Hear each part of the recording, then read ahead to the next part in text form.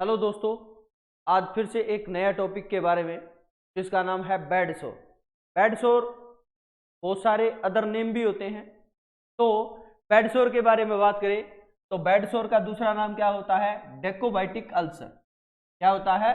डेकोबाइटिक ulcer भी बोलते हैं, प्रेशर अल्सर भी बोला जाता है, इसके साथ साथ में प्रेशर सोर भी बोला जाता है। इसके डेफिनेशन की बात कर लेते हैं कि डेफिनेशन क्या होगी। तो injury of the cell and tissue due to pressure and friction। Pressure की वजह से या फ्रिक्शन की वजह से जो लॉस होती है, इंजरी हो जाती है टिश्यू के अंदर या सेल के अंदर, और क्या हो जाएगी? Loss of skin integrity. Skin integrity उसको क्या बोलेंगे? उसको बोलते हैं बेड सोर। डेकोबाइटिक अल्सर, प्रेशर अल्सर या फिर प्रेशर सोर बोला जाता है। आगे बात समझ में। इसके बाद में देखो कोज इसके कि क्या क्या कोज हो सकते हैं। कोज की बात करें तो सबसे पहले देखो प्रेशर के बारे में। मोस्ट कॉमन कोज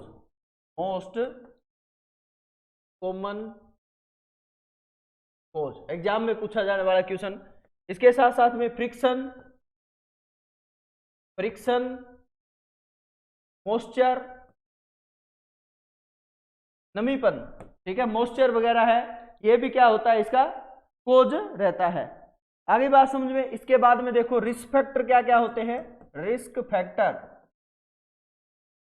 फैक्टर की बात करें तो इसके अंदर क्या होगा? इंपेयर्ड सर्कुलेशन,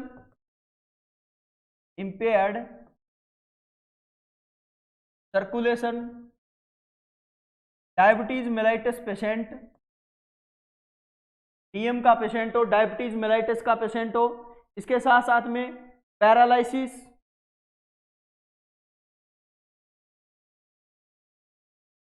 एडिमा वाला पेशेंट। इसके साथ साथ में अनहाइजीनिक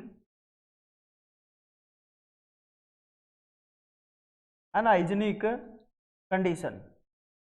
पेशेंट है, आपकी खुद की क्या है? हाइजीन, पर्सनल हाइजीन है, वो मेंटेन नहीं कर पा रहा है, उसकी वजह से भी बेड सोर होने के चांस रहते हैं। इसके साथ साथ में और क्या होंगे? कोमा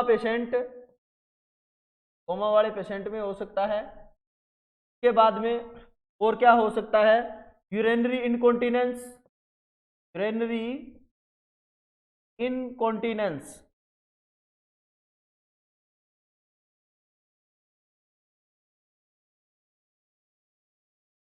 यूरिनरी इनकॉन्टिनेंस वाले पेशेंट में भी क्या होने के चांस रहते हैं? बेड सोर होने के चांस रहते हैं। तो ये क्या होते हैं? रिस्क फैक्टर होते हैं। आगे बात समझ में। इसके बाद में आगे देखो साइट ऑफ द बेड सोर की कौन कौन सी साइट है?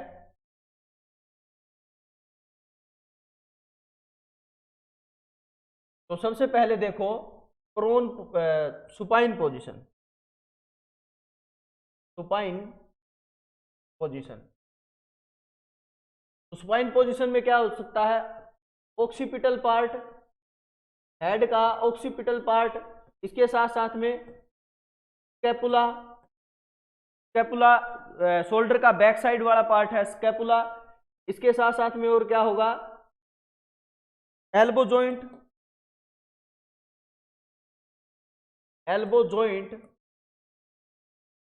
और क्या रहेगा? सैक्रम,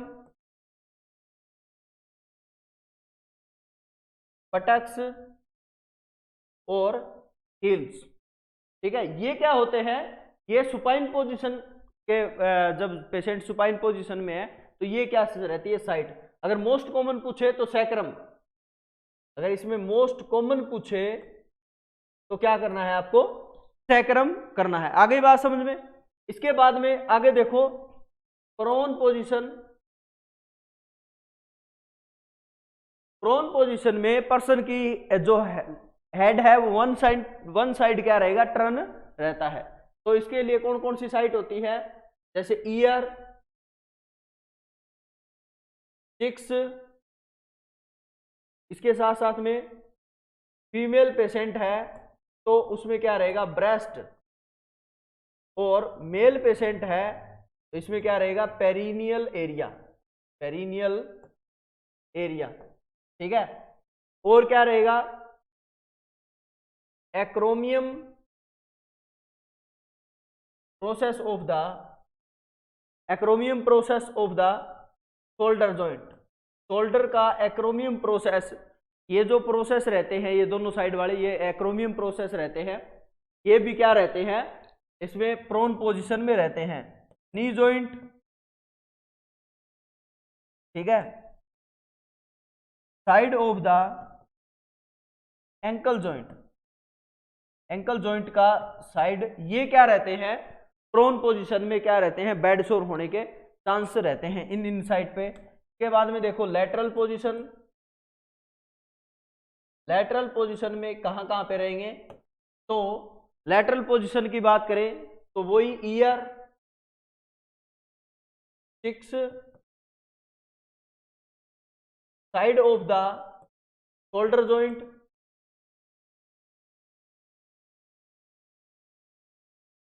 रिब्स, रिब्स भी होती है, इसके साथ साथ में वेस्ट, जो knee sorry hip joint, hip joint का साइड वाला पार्ट उसको बोलते हैं वेस्ट, ठीक है।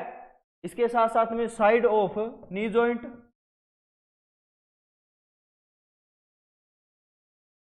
और क्या हो सकता है, side of the ankle joint,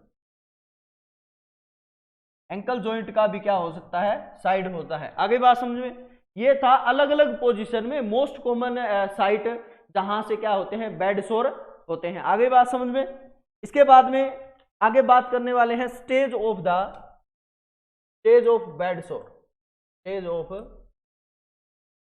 bed सोर। बेड सोर की स्टेज मोस्टली 4 टाइप की होती है। फर्स्ट स्टेज देखो, फर्स्ट स्टेज, इसमें क्या होगा, लॉस ऑफ द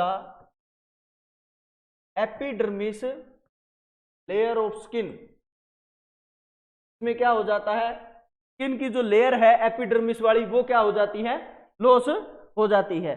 और इसके अंदर क्या क्या होगा, जैसे स्किन कैसी हो जाएगी, रेड हो जाएगी, ठीक है, और स्वेलिंग हो जाएगी, और ब्लूस हो जाती है, स्वेलिंग, और क्या हो जाएगी, ब्लूस, ब्लूस हो जाती है। इसको क्या बोल रहे हैं, उसको बोलते हैं फर्स्ट स्टेज। के साथ साथ पेनफुल होगी, ये पेन होगा इसी स्टेज के अंदर। ट्रीटमेंट की बात करें तो क्या करोगे, ऑब्जर्वेशन, ऑब्जर्वेशन में रखोगे, wash the area, area with sterile water, sterile water के साथ में क्या कर दो, वॉश कर दो फर्स्ट स्टेज को, उसका क्या होता है, ये ट्रीटमेंट होता है। आगे बात समझ में, इसके बाद में देखो second stage, second stage, second stage की बात करें तो इसके अंदर क्या होगा, loss of the skin, loss of the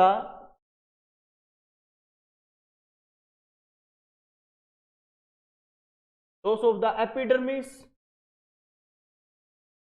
with dermis layer of skin, skin की एपिडर्मिस और डर्मिस लेयर क्या हो जाती है, लॉस हो जाती है। इसमें क्या होगा, ब्लिस्टर फॉर्मेशन, क्या होगा, blister formation and rupture of blister, blister क्या हो, फॉर्मेशन हो जाएगा और रप्चर भी हो जाएंगे।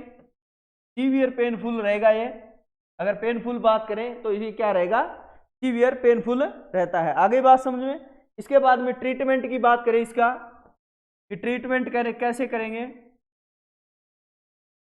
वॉश द नॉर्मल सलाइन, क्या करेंगे, किससे वाश करेंगे, नॉर्मल सलाइन के साथ में क्या कर देंगे, इसको वाश कर देते हैं। आगे बात समझ में।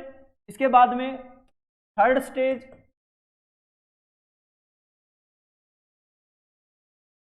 थर्ड स्टेज की बात करें तो इसके अंदर क्या होगा, loss of the epidermis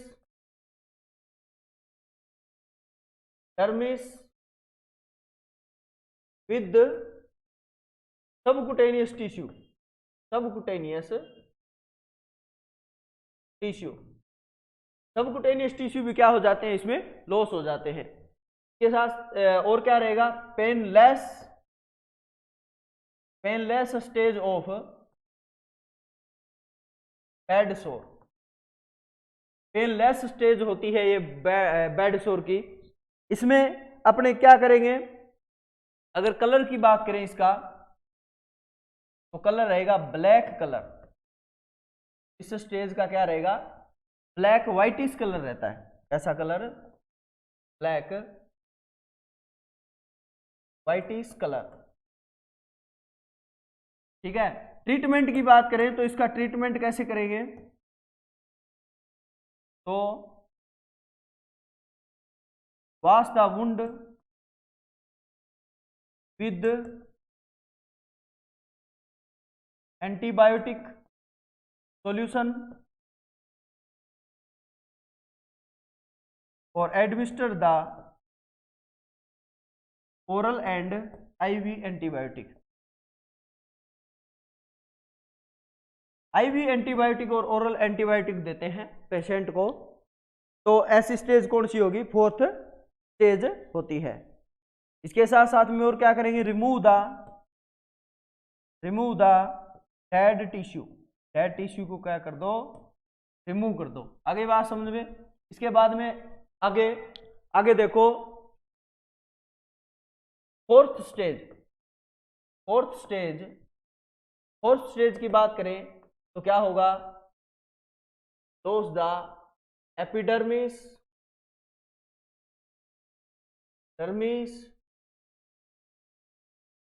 subcutaneous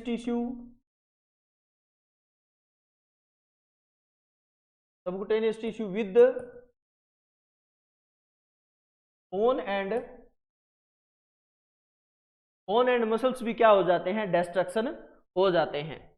इसके अंदर क्या होगा, वेरी पेनलेस, पता ही नहीं चलेगा पेशेंट को कि क्या है, पेन हो रहा है या नहीं हो रहा है। इसके साथ में कलर की बात करें तो ब्लैक डार्क कलर, ठीक है।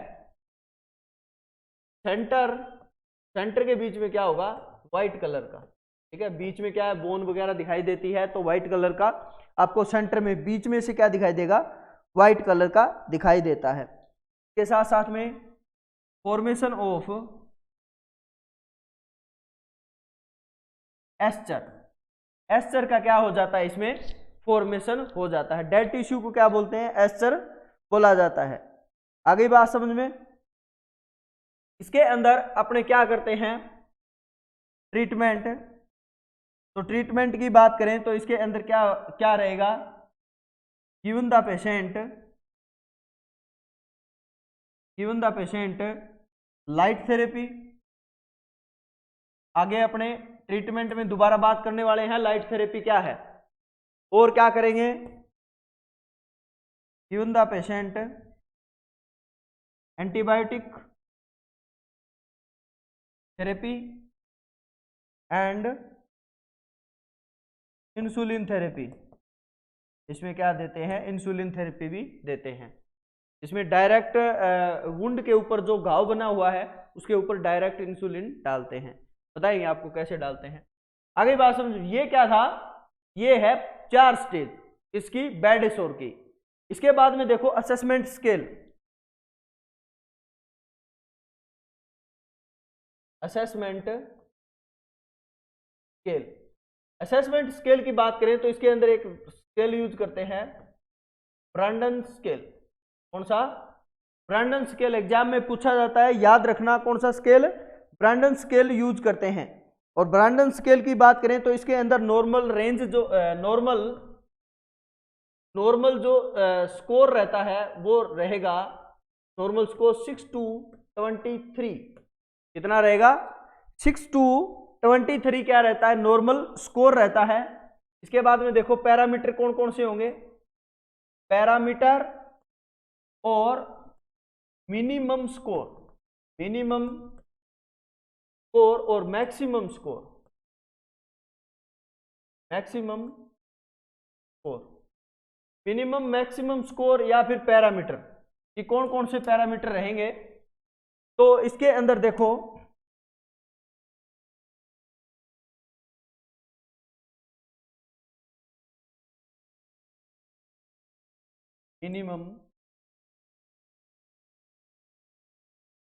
मिनिमम स्कोर की बात करें, पैरामीटर की बात करें तो sensory perception, sensory perception, minimum जो स्कोर रहता है वो 1 रहता है और मैक्सिमम रहता है वो कितना रहता है? 4 स्कोर रहता है। आगे बात समझ में। इसके बाद में वो कौन सा रहेगा? मोर्टेलिटी,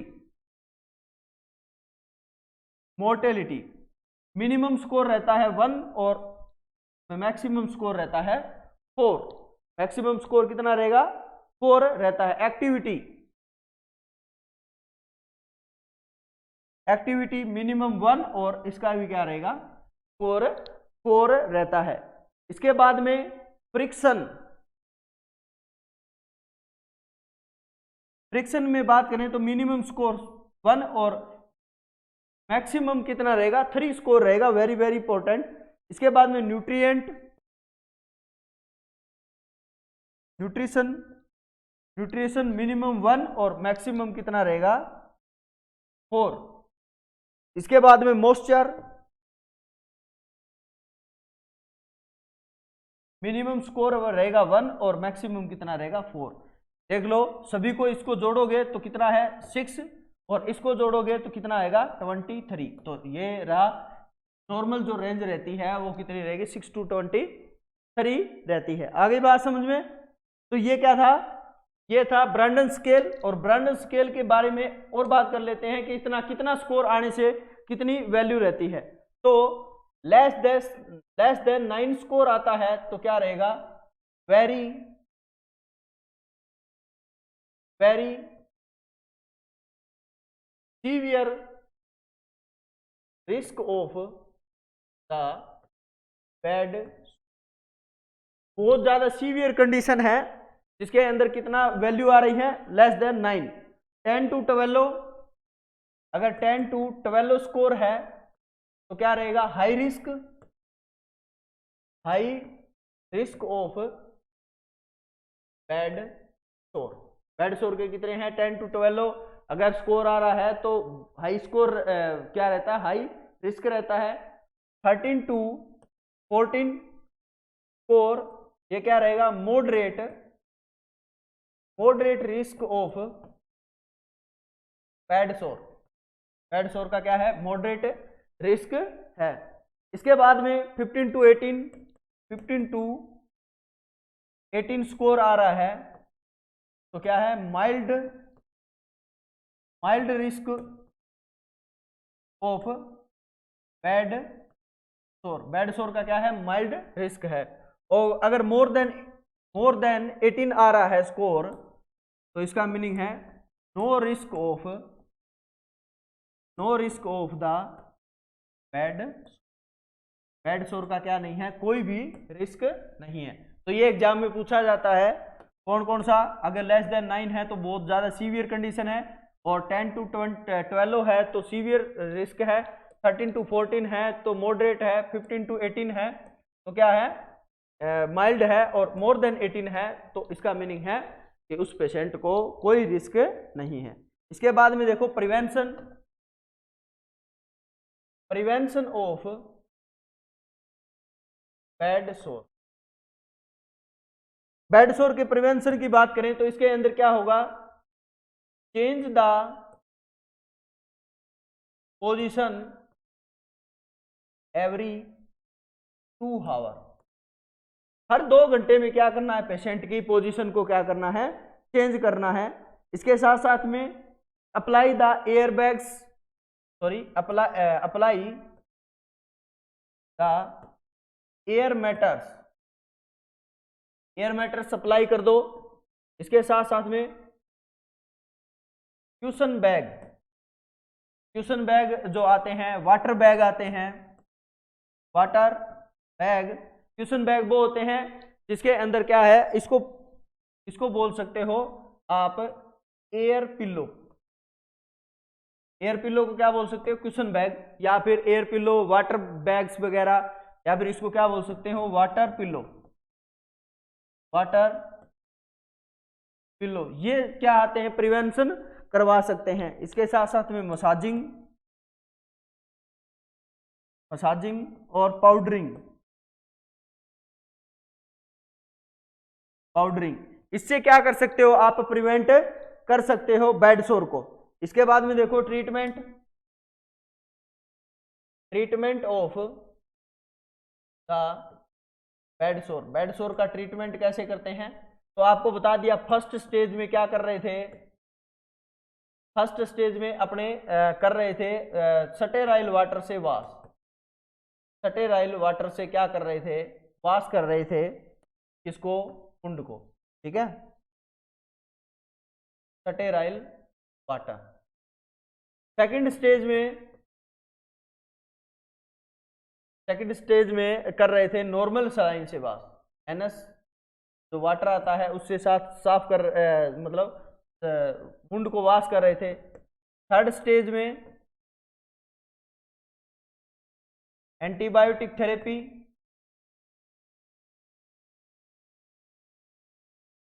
इसके साथ साथ में antibiotic solution,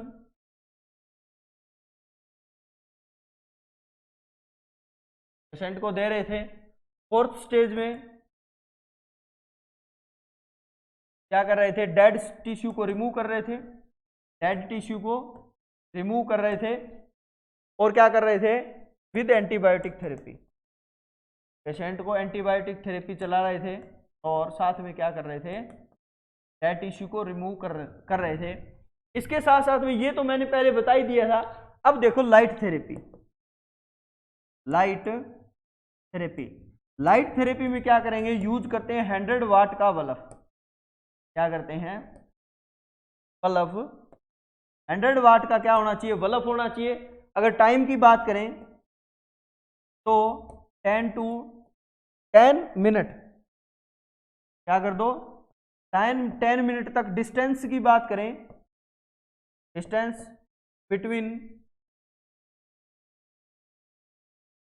bulb and wound, जो बेड सोर है, बल्ब और वुंड के बीच में डिस्टेंस 45 सेंटीमीटर, ठीक है, कितने सेंटीमीटर, 45 सेंटीमीटर। ये क्या होता है, ये वुंड थेरेपी के ऊपर लाइट थेरेपी होती है। मैंने एक बात और बताई थी आपको कि इंसुलिन थेरेपी, पेशेंट को कौन सी थेरेपी देते हैं, इंसुलिन थेरेपी भी देते हैं। इंसुलिन थेरेपी में क्या करते हैं, apply the insulin on the wound के ऊपर क्या कर दें, इंसुलिन अप्लाई कर देते हैं, जिससे इंसुलिन क्या करेगा, between cell and external wound transfer the glucose wound to cell के अंदर। जो किसी भी डायबिटीज का पेशेंट है, लाइक मोस्टली इसमें देते हैं, डायबिटीज वाला पेशेंट है, उसमें वुंड बन गया है, तो उस वुंड एरिया के अंदर जहां पे सप्लाई हो रही थी ब्लड की, तो वो हाई ग्लूकोज वाला ब्लड क्या होगा, सप्लाई होगा। और हाई ग्लूकोज की वजह से क्या है, वो एरिया है वहां पे बैक्टीरिया वायरस क्या हो रहे हैं, मतलब बहुत ज्यादा ग्रो हो रहे हैं, और ग्रो हो रहे हैं तो इसके लिए अपने क्या देंगे, इंसुलिन थेरेपी देंगे, डायरेक्ट अप्लाई करेंगे वुंड के ऊपर। और डायरेक्ट अप्लाई करेंगे तो ये जो वुंड है, यहाँ पे इंसुलिन है, वो इंसुलिन जो सेल है, यहाँ पे बहुत सारी सेल है, ये ग्लूकोज को क्या ट्रांसफर कर देगा, इंसुलिन जो सेल के अंदर ट्रांसफर कर देता है। आगे बात समझ में। इसके साथ साथ में और क्या करेंगे, गिवन द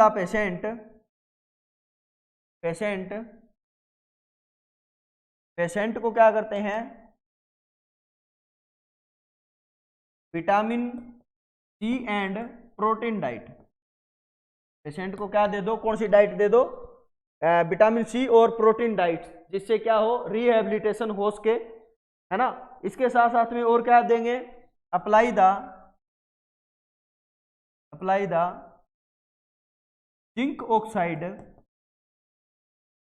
ऑक्साइड मेडिसिन। ये पाउडर आता है जिंक ऑक्साइड का, वो क्या कर देते हैं, अपने अप्लाई कर देते हैं। आगे बात समझ में। तो ये क्या था अपने बेड सोर के बारे में। यहां से बहुत सारे क्वेश्चन पूछे जाते हैं। तो आज के लिए बस यहीं तक। Thank you.